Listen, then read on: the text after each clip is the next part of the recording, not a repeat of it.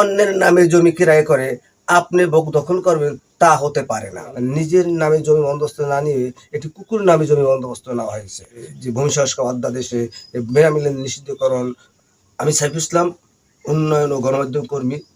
প্রতিদিনের মতো ভবিষ্যৎ ইস্যুর পরে আমার ভিডিও প্রকাশ হচ্ছে।